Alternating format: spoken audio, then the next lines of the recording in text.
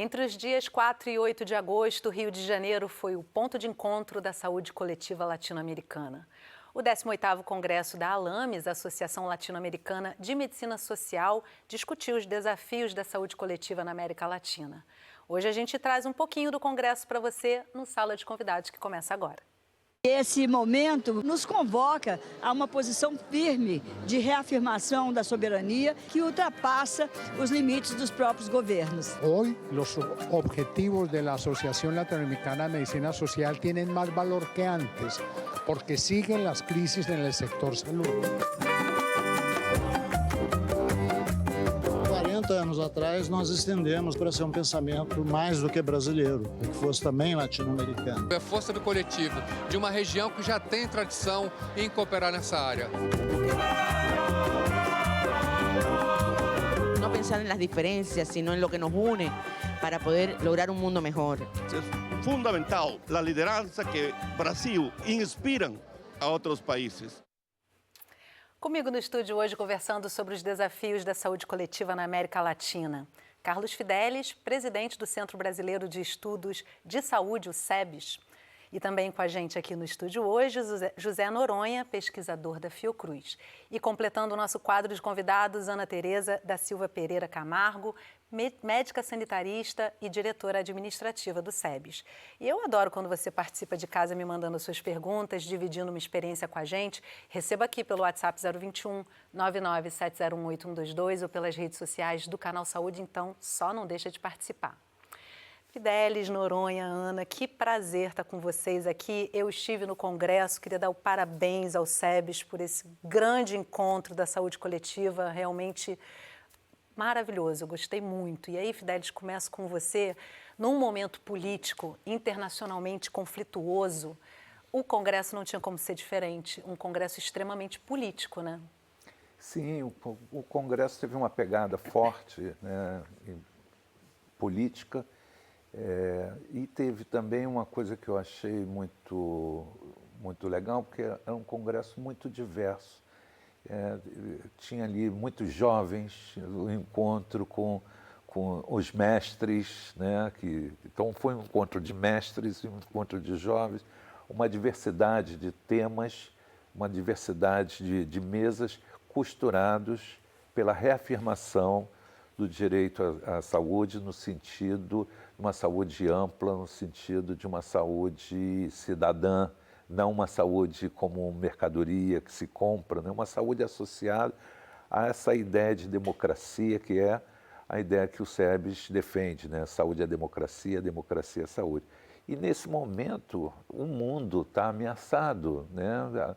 O neoliberalismo levou o crescimento da extrema-direita e nós estamos vivendo uma coisa impensável antes, que é o ataque às instituições como a Organização Mundial de Saúde, a Unesco, as instituições do multilateralismo. E Trump se portando como o imperador do mundo.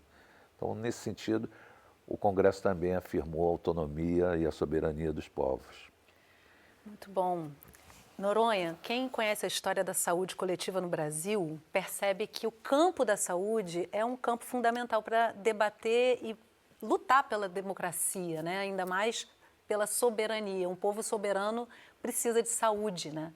Como é que você avalia esse momento e o encontro que foi realizado no Congresso? O encontro foi muito importante, porque a saúde coletiva ganhou esse nome justamente para trazer a ideia de que a saúde não é apenas o sistema de cuidados de saúde, não são apenas os hospitais, ambulatórios, que as condições, o que a população sofre de saúde ele é trazido pela condição de vida em que ela vive, da sociedade, educação, habitação. A estrutura da sociedade se projeta dentro do sistema de saúde. Por isso a gente chama saúde coletiva, porque é a ideia de saúde de todos. Tem essa ideia, que como o Carlos Fidelis, essa ideia de democracia substantiva do ponto de vista de garantir a todos os direitos aos cuidados de saúde, mas também o direito a uma sociedade digna e afirmativa. E, nesse sentido, o Congresso foi muito importante, porque trouxe vozes latino-americanas.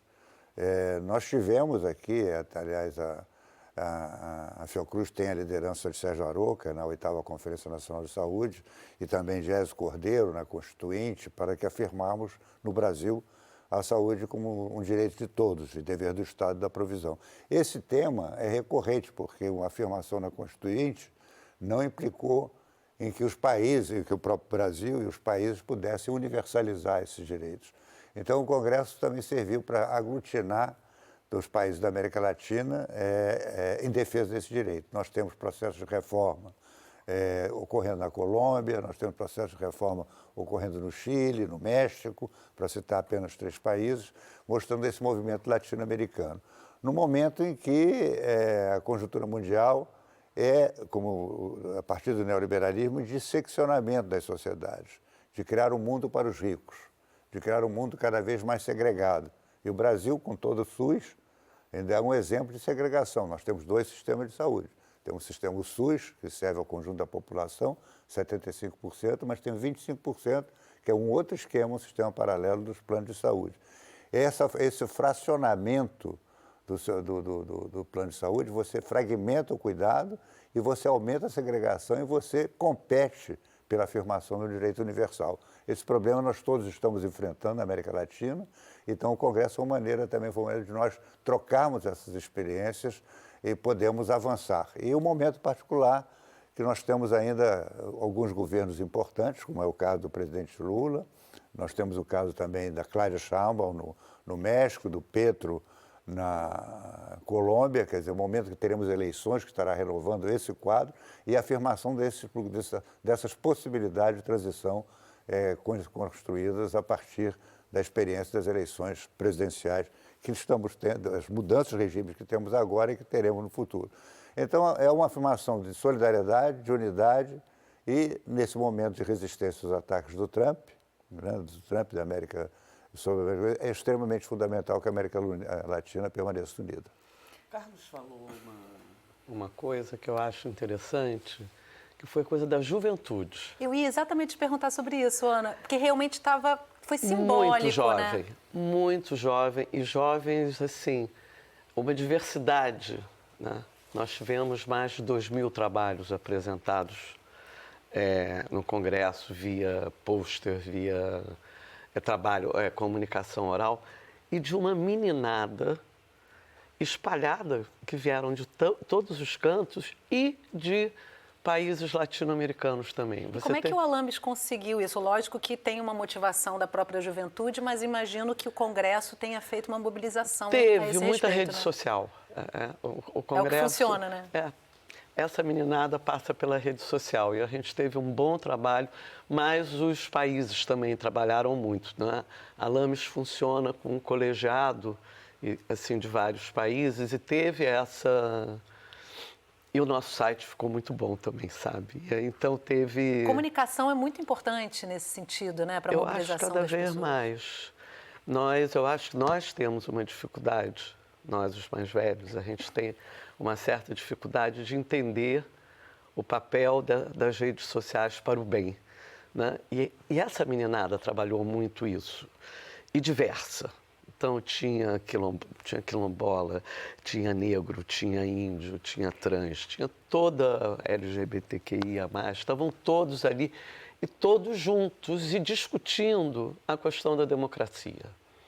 Eu acho que essa você sentia no tititi dos corredores, né? Essa discussão do Trump, da soberania, como é que isso dava, como é que isso bate na saúde, né? E como é que isso bate na população. O que é, para quem está nos assistindo, o que é a gente está falando que democracia é saúde? Como é que ela sente isso? Como assim, né? Também foi um momento de esperançar, como se usa, né? A ideia de criar sonhos, quer dizer um futuro é possível, nós podemos ter sociedades mais justas, se nós nos unirmos, criarmos força. Esse foi um sentimento muito que espalhou pelo Congresso, havia entusiasmo também. Não era só inteligência, buscando compreensão do tempo. Essa integração entre os povos sul-americanos, latino-americanos é fantástica. Eu acho que também contribuiu para o sucesso o papel que o SEBS tem exercido, né, ao longo, o SEBS vai fazer 50 anos. E faremos um programa em homenagem a essa data super importante, já podem aguardar. Bom. Mas o SEBS se caracteriza por combatividade, né? E eu acho que na convocação que nós fizemos como organizadores do Congresso, essa combatividade estava muito explícita. Então, as pessoas, os jovens estão ansiando por, né, um desejo de combater o mal-estar, né, de se unir diante desse mal-estar. Acho que essa convocação cumpriu um papel importante, mesmo que eu concordo com a Ana, que a nossa comunicação usou as redes, mas depende de que mensagem você usa, né, nessas redes.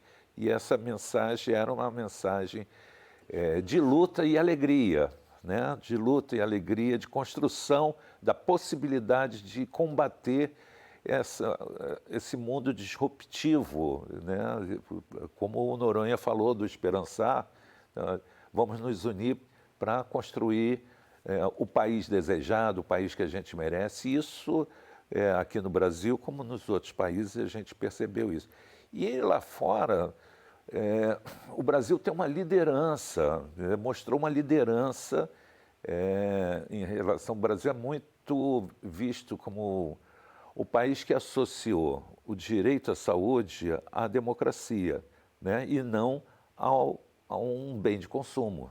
Então, esse embate que a gente trava hoje, com todos os problemas que a gente vê de financiamento do SUS, isso é invejado lá fora, né? Então, o Brasil é o único país da América Latina que tem um sistema universal de saúde?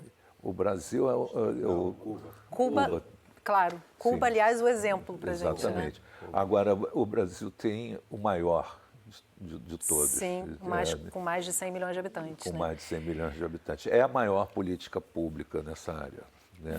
Vamos acompanhar um resumo do Congresso, porque eu acho que traz também bastante contribuição aqui para a nossa conversa. Quando brasileiros, chilenos, argentinos e uruguaios, entre outros vizinhos, se encontram para falar de saúde coletiva, o resultado é um evento diverso e integrador, como disse a Ana.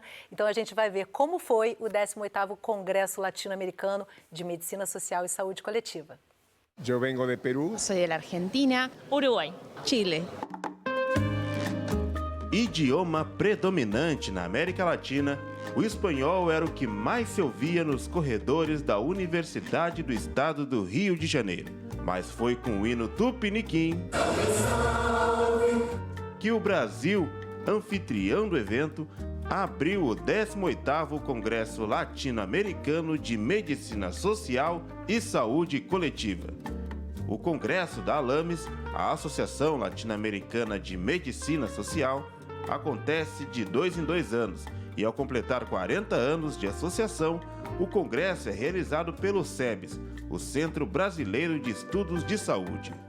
Trazer esse debate aqui no Rio de Janeiro, nesse momento aqui no Brasil, reafirmar o nosso compromisso com a democracia e com a soberania, mas também o Ministério da Saúde vem trazer todos os avanços, né, dessa retomada do sistema de 2023 para cá, de forma a apresentar, compartilhar com os outros povos e que também pensar juntos soluções para que essa integração seja feita de uma forma mais horizontal possível. Para a Latinoamérica, para a OPAS, é fundamental a liderança que Brasil, o Ministério, mas não somente as instituições estatais, mas também as organizações como SEBS, como ALAMES Brasil, que fazem parte do conjunto de instituições que movem a saúde coletiva em Brasil e que inspiram a outros países. O presidente do SEBS destacou a importância do Congresso como um espaço de construção coletiva. Fazer com que todos nós nos articulemos e essa articulação seja algo positivo, em defesa da democracia, em defesa da autodeterminação, da soberania, é um dos objetivos fundamentais do nosso encontro. E esse momento brasileiro e da própria conjuntura internacional nos convoca a uma posição firme de reafirmação da soberania e de alargamento do que hoje nós entendemos por soberania, que ultrapassa os limites dos próprios governos. Em 4 dias, o Congresso demonstrou que a cooperação entre os povos é um caminho promissor de produção de conhecimento, de troca de saberes e de aprendizados com a diversidade. É uma possibilidade de encontro de forças, que mais do que um somatório da atuação individual de cada um, mesmo que juntos, é o coletivo, é a força do coletivo, de uma região que já tem tradição em cooperar nessa área. Fidelis, vou voltar para uma coisa essencial. Como é que consegue o brochezinho do sem anistia? E aí, brincadeiras à parte, o que representa uma anistia nesse momento, né? Uma anistia, nesse momento, significa dar aval ao golpismo, ao crescimento do fascismo, ao crescimento, eu diria, do crime organizado que está associado a essas forças políticas, né? Nós fizemos esse congresso muito pensando uma ideia que Noronha levantou, que é recuperar a noção do coletivo, a noção do bem comum, né? Bem comum não é mercadoria, né? Não é Eu mercadoria. Acho que é isso que está sendo frisado. Não né? é mercadoria. E nós enfrentamos, nesse momento, no Brasil, uma situação em que, por exemplo, nós temos uma taxa de juros altíssima, que só em 2024, levou quase R$1 trilhão. Imagina o que nós não faríamos com R$1 trilhão na área da saúde, na área da educação, na área das políticas inclusivas. O mesmo eu posso dizer da isenção fiscal, que, segundo a auditoria, os auditores fiscais, está em torno de 790 bi. Não sou contra fornecer isenção fiscal, mas não pode ser eternizada, né? E a gente tem ainda as emendas parlamentares que levaram 50 bi fora do planejamento. Você tem condomínios recebendo recursos de emenda parlamentar. Contra tudo isso, e mais uma agenda tributária que o governo tenta mudar para isentar as pessoas que ganham até 5 mil de pagamento de imposto. Nesse momento, a gente está lutando por recursos públicos para o bem comum. Recursos públicos para a coletividade. E não para um segmento privilegiado que abocanha as poupanças socialmente construídas, coletivamente construídas, como é o dinheiro da Previdência, dos juros e o dinheiro dos impostos. E é impressionante que é o primeiro lugar que a gente vê muitas vezes discutido politicamente de onde tirar os recursos, que é da saúde e da educação, né? Que não deveriam ser nem consideráveis. Noronha? Não, eu queria um pouco voltar também ao Congresso, porque quando a Ana estava falando, e essa observação do Carlos, é que nós tivemos uma delegação, por exemplo, argentina, muito potente. Vieram uma quantidade de argentinos muito importante, porque eles estão justamente enfrentando um governo retrógrado, que avançou na supressão de direitos. Então, é esse temor que saiu também, que é solidário ao governo Trump, com as sanções, com a retirada dos organismos internacionais. Então, o Congresso, então, portanto, é a capacidade de você encontrar esses mecanismos que o Carlos fez menção, de encontrar o comum, a ideia de que nós temos que reconhecer as identidades, homens, mulheres, negros, quilombolas, LGBT, opções de gênero, localização, povos da floresta, povos da periferia, populações... Mas nós temos que reconhecer essa identidade e encontrar o comum. Eu acho que o Congresso foi um pouco disso, quando a Ana fala que tivemos um pouquinho de cada coisa, um pouquinho de cada gente. Para quê? Para mudar, para caminhar e encontrar um futuro. Porque no Congresso a gente discutiu revolução de transformação digital, a importância das redes... A amplitude das temáticas. Nós discutimos a questão do clima, que é, digamos, para alguns até o ponto final da capacidade de expansão do atual modelo de produção capitalista, onde todos querem consumir, não é? a própria rede fortalece, todo mundo quer gastar mais, quer comprar a última coisa. Quer dizer, esse modelo de controle que está esgotando o planeta. Foi discutido essa coisa da agressão, por exemplo, da indústria farmacêutica, entendeu? Em torno do domínio da propriedade intelectual, essa desigualdade, iniquidade global do acesso a medicamentos, entendeu? Às vezes a produção de medicamentos cada vez mais caro para quase que seccionar o melite da população, que Cacá Diegues uma vez chamou um processo de seleção artificial, criar uma mudança da espécie do homem sábio, criar o homo ricos, que teria acesso a bens e serviços, vivendo em cidades fortificadas contra os homens sábios. Então, essa ideia de mobilizar, de resistência, ao mesmo tempo de luta, e, sobretudo, eu queria se ressaltar de construção de sonhos realizáveis. Garantia de futuro também, né? Pensar o futuro. Acho que essa juventude que foi, eu acho que ela estava precisando dessa discussão de saber, não, estou sozinha. E a gente também precisa deles, né? Com certeza. Dá um certo alívio ver aquela juventude, aquela quantidade de jovens lá que o futuro da saúde coletiva pode se garantir. E com essa, assim, nós não estamos sozinhos, né? Nós podemos trocar experiência e temos um sonho da sociedade mais justa, da diminuição da desigualdade, da gente seguir adiante junto. Isso foi uma coisa muito bonita que permeou o Congresso. Agora, Ana, me chamou muita atenção, e eu imagino, você está na organização do Congresso, certo? E me chamou muita atenção as mesas que foram articuladas, né? Eu acho que tem a ver com o que Noronha traz, que em momentos de crise, né, em momentos de ameaças à democracia, existe uma força maior para se reunir essas representações, né? Então, mesas incríveis, realmente. A presidente do Congresso, Ana Costa, fez um trabalho enorme na montagem dessas mesas, né? E a gente conseguiu trazer gente, nós só não trouxemos o Equador. Não, Rafael Batista veio. Tinha de todos da Bolívia. Não veio do Equador.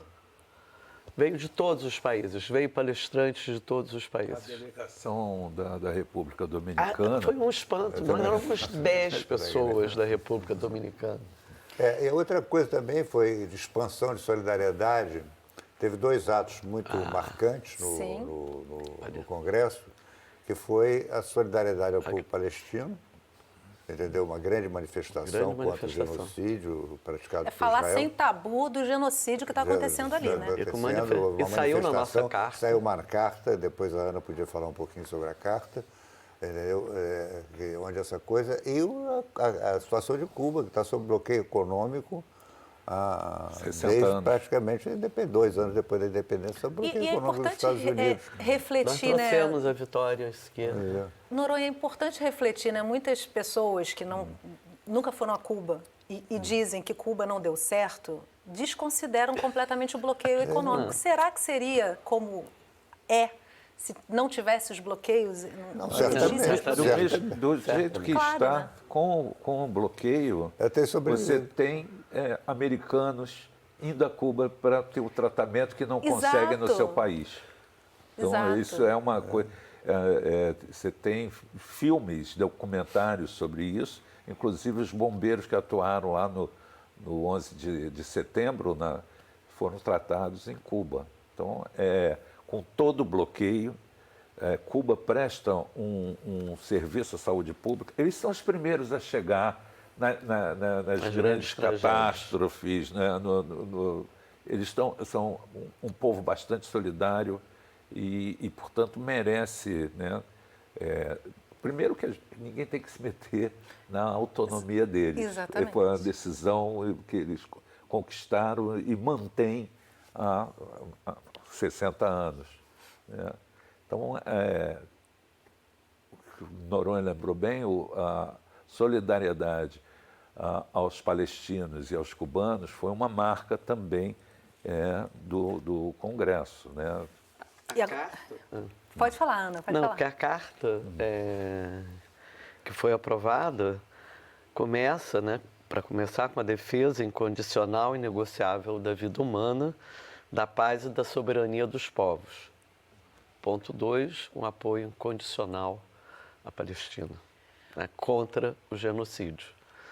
Com relação a esse primeiro item, principalmente, não há argumentos, não. né? Não. Tipo assim, garantia da vida é imponderável. Eu queria voltar a Cuba, porque Cuba, por conta dessa sua capacidade de resistência, ela continua, ela foi inspiradora do movimento de justiça na década de 60 e 70, o movimento antes, mesmo baixo bloqueio econômico, mesmo com todas as crises econômicas, porque passou e porque passa com esse bloqueio, ela continua sendo um elemento inspirador.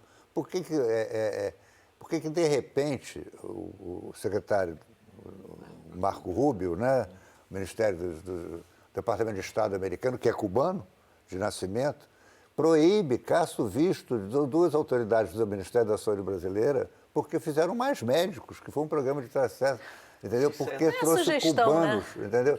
Então vocês veem um absurdo que o Trump está levando, que os Estados Unidos está levando o mundo agora, a fragmentação, a divisão que ele está provocando no mundo.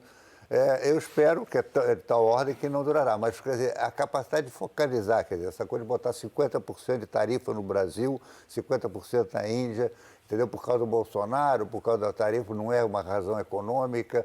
E agora essa coisa de Cuba, de tirar vistos de brasileiros, porque fez mais médicos. E coisas que, para o tamanho da economia americana, são picuinhas, né? São mesquinharias. Agora, Noronha, antes da gente fechar o bloco, eu não posso deixar de trazer aqui a mensagem do Rodinei, que é nosso telespectador frequente, toda semana está aqui com a gente. Ele está mandando um forte abraço para você, cheio de saudades, dizendo que você foi chefe dele no gabinete da presidência do INAMPS, na gestão do Ézio Cordeiro, em 1985, dizendo que você é uma pessoa especial com senso de justiça social apuradíssima. Eu já aproveito também para dizer para quem está em casa assistindo a gente o tamanho da tua história, né, em defesa do SUS, assim, né? Quem estuda o SUS sabe da tua importância, então para mim é uma honra estar com você aqui.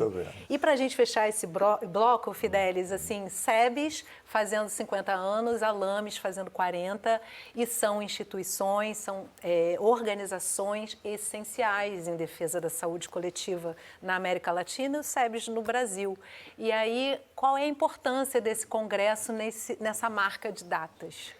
Olha, como você bem lembrou, nós vamos fazer 50 anos e todas as atividades que o SEBES está organizando no sentido de comemorar os 50 anos, elas não são meramente comemorativas, elas também são um instrumento de luta, né?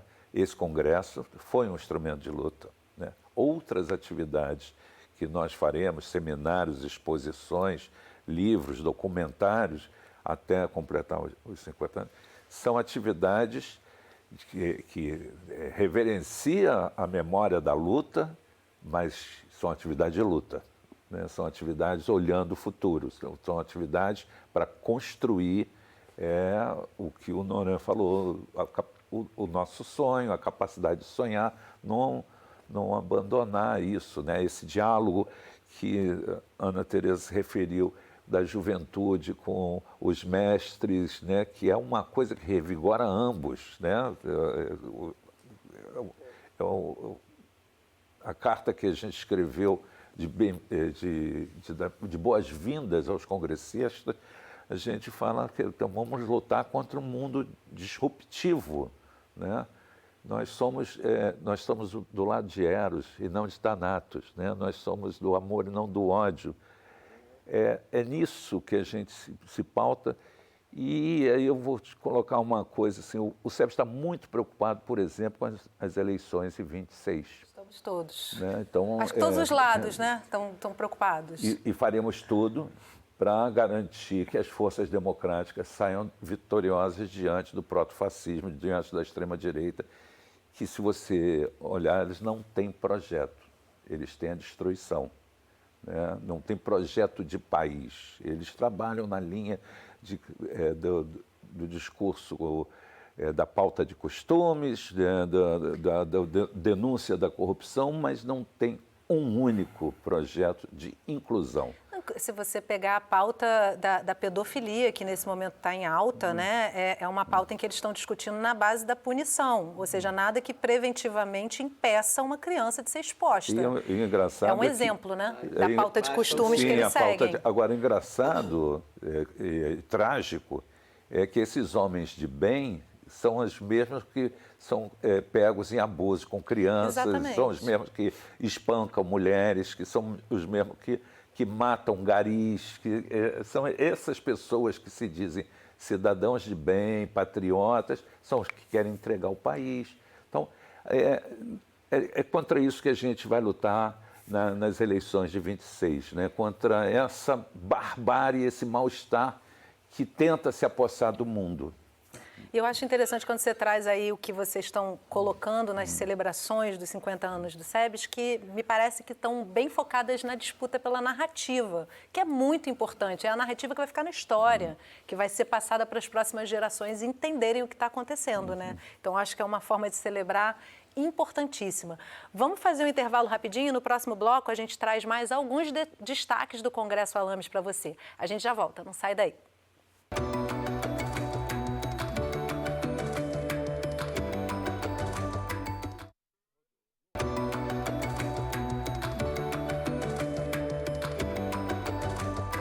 O Sala de Convidados está de volta conversando sobre os desafios da saúde coletiva na América Latina. Comigo no estúdio para essa conversa, Carlos Fidelis, presidente do Centro Brasileiro de Estudos de Saúde, o SEBS. Também comigo aqui no estúdio, José Noronha, pesquisador da Fiocruz. E fechando o nosso quadro de convidados, Ana Tereza da Silva Pereira Camargo, médica sanitarista e diretora administrativa do SEBS. E você que ainda não participou do programa hoje, me manda suas perguntas e seus comentários pelo WhatsApp 021 997018122 ou pelas redes sociais do Canal Saúde. No último dia do Congresso da Alames, um ato em solidariedade a Cuba e uma mesa dedicada aos 40 anos da Associação Latino-Americana de Medicina Social estiveram entre os destaques da programação.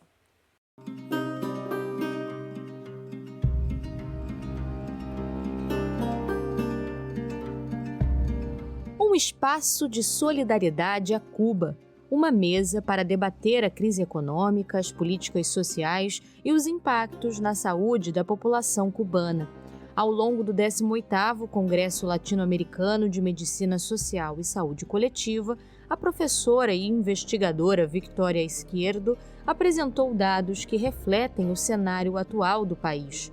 Falou sobre a inflação, a escassez de alimentos e medicamentos, o desemprego de milhares de trabalhadores da saúde e toda a conjuntura a partir do recrudescimento do bloqueio econômico, comercial e financeiro imposto pelos Estados Unidos há mais de 60 anos. O salário dos trabalhadores hoje não está jugando o papel motivador que requiere a economia cubana para maior dinamismo. Pero não podemos tirar mais billetes para a calle para generar mais inflação. Então, hay que produzir para poder incrementar o salário. A acadêmica cubana destacou a importância deste ato durante o Congresso. En Cuba, en este minuto, necesita todo el apoyo de Latinoamérica, de unirnos cada vez más para salir adelante, porque es una de las cosas que hay que hacer, unirnos todos los países que pensamos y tenemos algo en común, no pensar en las diferencias, sino en lo que nos une para poder lograr un mundo mejor. Y Cuba ha demostrado que a pesar de los problemas que tiene, es posible tener un mundo mejor. E os 40 anos da Associação Latino-Americana de Medicina Social, ALAMES, também esteve na pauta de debates. Em uma mesa celebrativa, o colegiado relembrou a trajetória da organização. A gente cria esse pensamento latino-americano que se expressa no Brasil na forma da reforma sanitária brasileira, sob a forma do SUS, não é? E há 40 anos atrás nós estendemos esse pensamento para ser um pensamento mais do que brasileiro, para que fosse também latino-americano. Saul Franco, cofundador da ALAMES, falou sobre a força desses 40 anos e a relevância de manter viva a articulação latino-americana em defesa da saúde. Mira, es casi un milagro que en un continente tan complejo y con problemas tan cambiantes y con tantas tensiones políticas, tanto problema económico, una organización de personas del mundo académico, del mundo de las organizaciones sociales, logre persistir durante 40 años tratando de buscar unos objetivos muy difíciles en la sociedad, como es tratar de garantizar el derecho a la salud, como es tratar de entender los problemas de la salud no solamente como problemas de enfermedades o problemas biológicos, sino la íntima relación que tienen las condiciones de vida, que tiene el medio ambiente con la situación de salud. Hoy, los objetivos de la Asociación Latinoamericana de Medicina Social tienen más valor que antes, porque siguen las crisis en el sector salud, porque todavía no hemos logrado sistemas de salud universales, equitativos para todos. En ese sentido, Brasil es un ejemplo, pero todos sabemos también de las limitaciones y los riesgos que tiene el SUS. Por fim, Francisco Eduardo de Campos destacou questões que merecem atenção atualmente, entre elas a saúde digital. O que pode acontecer é que, como default, a saúde digital vai aumentar as diferenças. Nós temos que lutar, nesse momento, dentro desse pensamento social, para que as diferenças sejam diminuídas e não aumentadas, como pode acontecer, por exemplo, se alguns tiverem acesso à saúde digital e outros não. Noronha, eu há um tempo atrás, alguns anos, eu entrevistei um médico cubano que me disse que a educação para a medicina, acredito que todas as universidades, mas ele citou a faculdade de medicina, ela é universal, ou seja, não existe uma prova que impeça um aluno de entrar. E que eles assim formam muitos médicos, mas muitos ficam pelo caminho. Quando um aluno não tem aquela condição de acompanhar o conteúdo da faculdade, ele vai ficando pelo caminho. Ou seja, existe uma universalização da educação, do ensino superior, pelo que ele me passou e eu não cheguei a confirmar depois. E aí te pergunto assim, qual é a importância da formação dos médicos cubanos? Que referência ela traz para a gente? Porque é uma formação preventista, né? É uma formação que coloca o médico de família no auge dessa medicina, né? É evidente que a formação médica dos profissionais de saúde, de uma maneira geral, tem grande influência na modelagem do sistema de cuidados de saúde. Aqui no Brasil, sobretudo depois do imenso avanço das faculdades de medicina privadas, as escolhas dentro da medicina e os alunos de medicina são estimulados para escolher aquelas especialidades que dão mais dinheiro e não aquelas especialidades que atenderão maior quantidade de gente. Então, hoje há uma tensão, inclusive no ensino superior de medicina e das profissões da saúde, entre as universidades públicas e essas universidades privadas. E na medicina, praticamente dramático. Porque muitas universidades públicas, como o caso eu me formei na Universidade Federal do Rio de Janeiro, não é que essa tensão já não existia, mas havia um clima de proliferação de espaço, digamos, onde eu fui formado, digamos, preocupação com a doença infecciosa e parasitária naquela altura, antes do aparecimento da saúde coletiva. Na Universidade do Estado do Rio de Janeiro, onde eu fui docente por mais de 30 anos, foi criado o Instituto de Medicina Social, justamente para, com disciplinas, ofertando disciplinas, dar consciência aos médicos. Mas uma formação integrada de medicina, aliás, tem uma experiência interessante que me ocorreu agora, vai ter uma faculdade, uma faculdade de medicina do MST na Universidade Federal de Pernambuco. O rosto do Noronha chega assim, ficar brilhante, né? Porque justamente para poder uma universidade buscando talentos. Isso seria uma mudança extremamente importante, porque hoje, lamentavelmente, a escolha, inclusive nas faculdades tradicionais, como a Medicina, Ciências Médicas, da UERJ, Federal de São Paulo, da Universidade de São Paulo, ou Federal do Rio Grande do Sul, mesmo nessas universidades públicas, digamos, essa vocação para o servir, entendeu?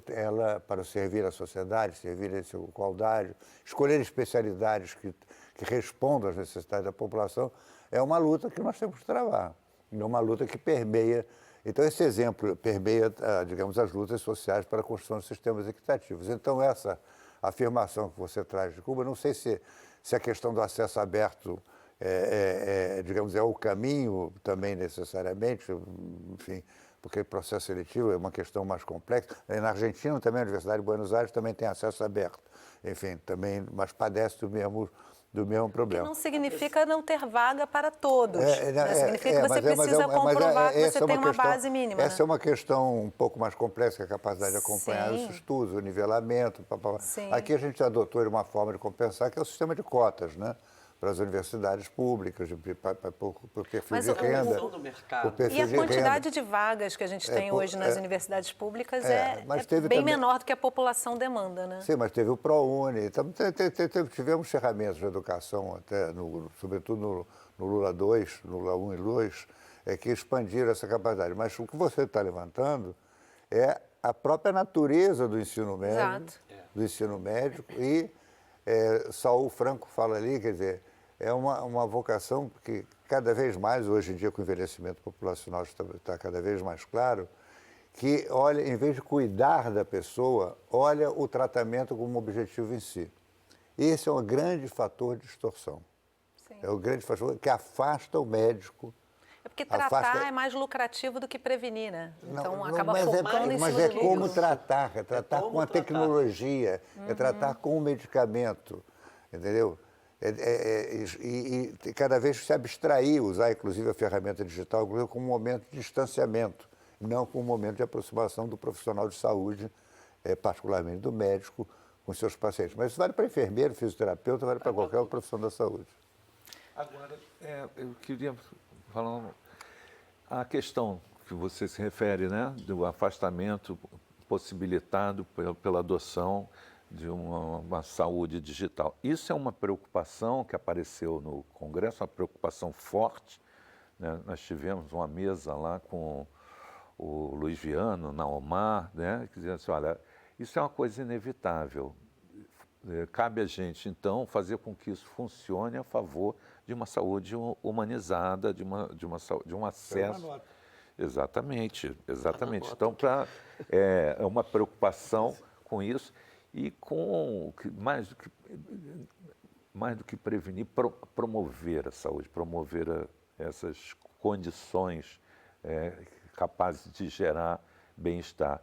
Isso lá há 40 anos atrás, em Ouro Preto, quando foi criada a Lames, né? Olha só, que interessante, não sabia.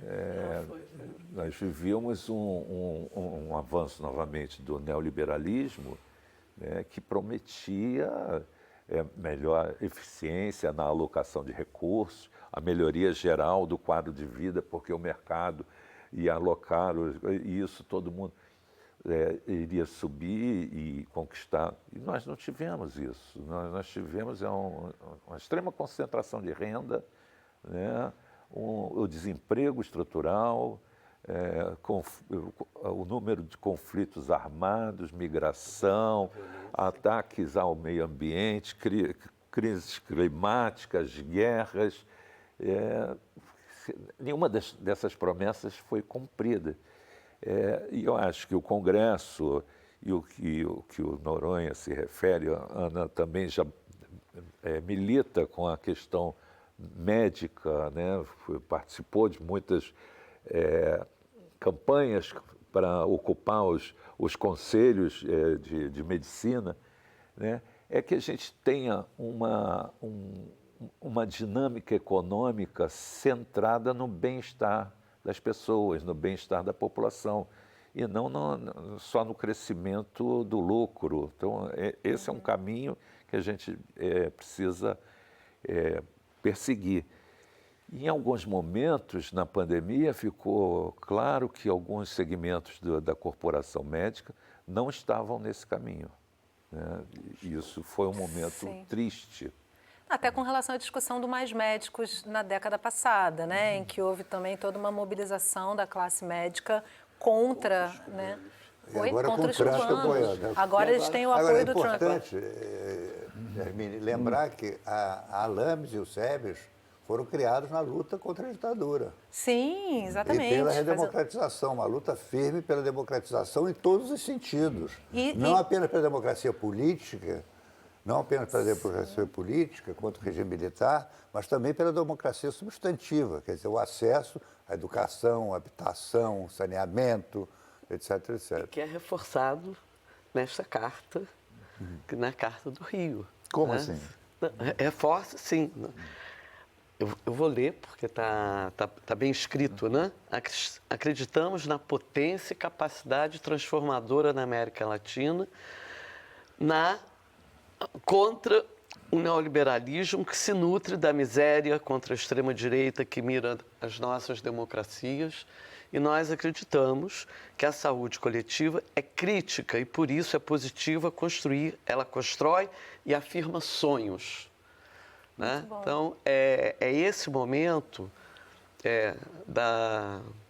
dessa luta, né? Dessa, vamos dizer, ofensiva do Trump, que nós reafirmamos a nossa potência, o nosso sonho, a capacidade, como há 40 anos a gente lutava contra a ditadura, a gente agora luta contra um império, um imperador, e lutamos juntos, né?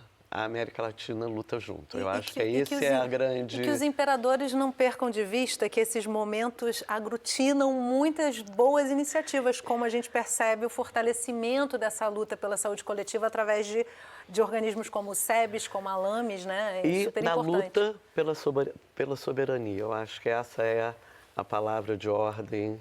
Soberania e democracia agora tem que caminhar junto. Até porque, né, Ana, Cuba é um exemplo do preço que se paga pela soberania quando um país, um império, decide que não, você não vai ser como você acha que deve ser, você vai ser, ou você é como a gente quer, ou a gente vai fechar todas as portas do mundo para vocês. É meio que aconteceu com o Cuba. O Brasil tem Lula e 200 milhões de habitantes. Veja que o uso de ferramentas financeiras não é novo. Isso. O que o Trump está fazendo em larga escala já é aplicado a muitos países. Era aplicado a Cuba desde sempre, foi inaugural, a Venezuela, Venezuela também, a Rússia. A Rússia, e sanções. A Rússia que obrigou, porque a Rússia escapou para a China, quer dizer, mudando, porque também aí nós estamos numa conjuntura de acirramento, digamos, dessas.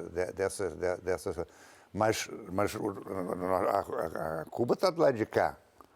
Entendeu? Quando ela, durante a existência da União Soviética, quando existia, ainda tinha alguma capacidade da União Soviética. Quando se desfez, a União Soviética, qualquer capacidade de resistência material, então é um povo de resistência. O que tem de novo nesse momento é a especulação que está sendo feita a partir dos tarifaços, né? Que já aconteceu em alguns países. Eu espero que o BRICS seja uma espécie de foco de resistência e um pouco, eu acredito, pelo jeito que o Trump está tratando aliados históricos, quer dizer, de certa forma, o próprio Brasil, ele está avançando sobre o mecanismo, inclusive, de governos conservadores, entendeu?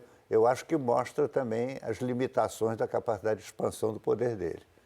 Olha só, fala, Fidelis. Eu acho que pode, dentro da diversidade, se abrir uma possibilidade de você construir outras cadeias produtivas, outros elos em outros mercados.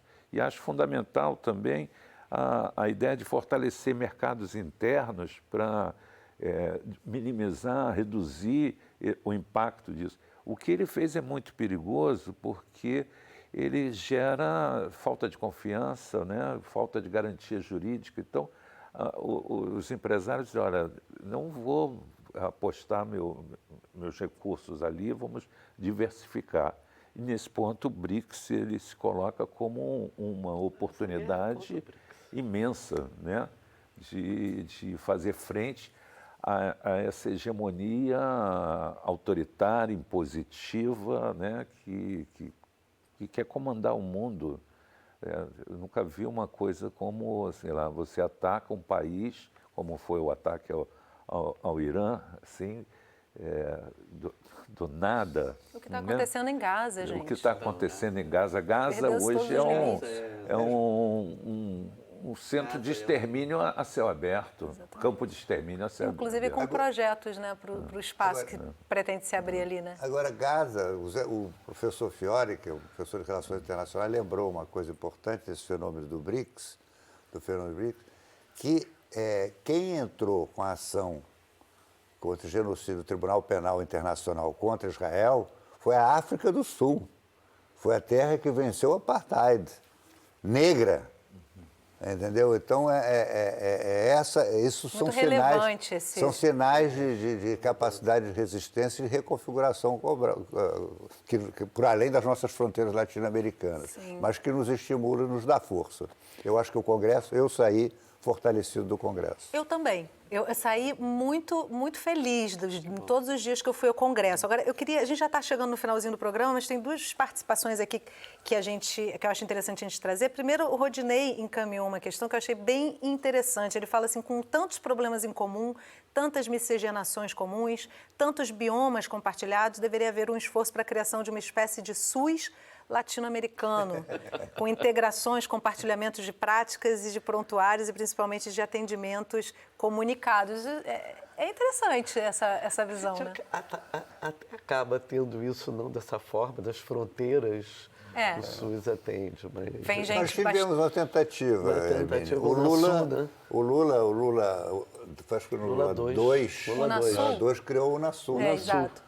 O Unasul, e a primeira providência quer dizer, quando ganhou o governo conservador contra o Rafael Correa no Equador, foi enfraquecer Eu fui a Montevidéu, cobri um evento da Unasul. Ele fechou a sede incrível. em Cuenca, porque a sede era em Cuenca, entendeu? Era em Cuenca, no Equador. A diplomacia do governo era pautada pela saúde. Rodinei, o Unasul, se a gente tiver força... Eu espero que se a gente vencemos essa nova cruzada eleitoral que teremos este ano, em 2026, eu acho que nós podemos realmente ressonhar com a criação da União Sul-Americana e realmente, talvez, poder construir um sistema mais articulado e solidário. Está ali, a sementinha está ali. E olha, tem aqui também Antônio Carlos, do Rio de Janeiro. Ele diz que gostaria de saber brevemente de eventos históricos que fizeram o Brasil se aproximar das questões dos programas de saúde na América Latina e como o Brasil pode cooperar para avançarmos juntos num bloco do Sul, numa direção para a democracia ameaçada nesse momento. Acho que traz um pouco de tudo isso que a gente está discutindo aqui, da importância dessa coesão da América Latina, né? Além do SEBS, da LAMES, você tem a Claxo também, que teve agora na Colômbia. Conferência Latino-Americana de Ciências Sociais. De Ciências Sociais, que também junta e teve. Você teve. Vocês dois estiveram em Bogotá, a próxima vai ser no México, enfim, a gente tem essa. E o próximo Congresso da LAMES é a cada 2 anos. No México. A Canal Saúde quer cobrir. A gente avisa. Muito bom. Fidelis, como é que a gente pode, já caminhando para o finalzinho do programa, a gente tem pouquíssimos minutos aí pela frente, mas eu queria que você trouxesse mais um pouquinho do que são as celebrações do SEBS, né? Assim, nesses 50 anos, existem algumas, além dessas publicações que vocês estão lançando, eventos vão acontecer? O que você tem para deixar aí para quem está em casa? A gente está imaginando exposições itinerantes, a gente está imaginando conseguir do Congresso um dia no Congresso Nacional para falar do SEBS. A gente está imaginando alguns seminários, publicações, né, e documentários sobre... Não é específico. Claro que o SEBS é um ator fundamental, mas a gente quer ampliar, né, para um movimento de reforma sanitária como um todo. Que é um movimento permanente, né, Que é um movimento permanente. Nós não somos os únicos atores, né? Então, a gente é nessa coisa de uma articulação e nós trabalhamos com algo que é muito sensível. A saúde é um termômetro, né? Se as coisas vão bem ou não numa sociedade. Então, focando isso e de olho nas disputas políticas, nas disputas de que país a gente quer construir, né? Qual é a proposta que nós vamos adotar para o futuro, né? Eu acho, repito, acho que a gente tem que escolher uma dinâmica econômica centrada no bem-estar das pessoas, no bem-estar da população. Esse deve ser o foco. Se não tiver isso, não adianta crescer e acumular. É um acúmulo, uma concentração de renda brutal, né? Hoje, poucas pessoas detêm mais de 60%, 70% da riqueza produzida e você tem 700 milhões de pessoas em fome no mundo. Nós tivemos uma vitória recente agora, que dá para fazer, que é tirar pessoas da fome. O Brasil saiu novamente novo, né? do mapa da fome. Então, E sair do mapa da fome é saúde. É saúde. Não é só uma questão do âmbito social destacada da saúde, porque a saúde está inserida nisso. Pois é, esse é um termômetro, assim, né, de combater. Não é possível ser saudável, feliz e realizar a sua potência você com seu filho brincando no valão ou no meio de fogo cruzado entre traficantes e polícia nessa. A gente precisa construir uma nova sociabilidade. Aí volta ao Noronha, valorizar o coletivo e o bem comum.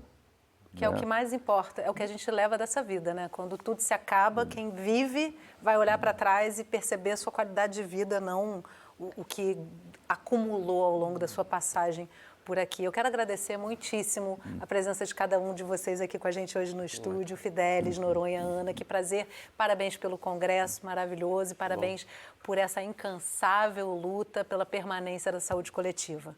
Muito obrigada. Obrigado. E obrigada a você que acompanhou o programa de hoje aqui pelo Canal Saúde, um dos nossos canais parceiros. Se você quiser compartilhar essa conversa, é só acessar o aplicativo ou a plataforma do Canal Saúde na internet. Você vai encontrar lá um acervo com a nossa programação completa. E não esquece que toda semana a gente tem um assunto relevante para dividir com você, então não vai perder o nosso próximo programa. A gente se vê.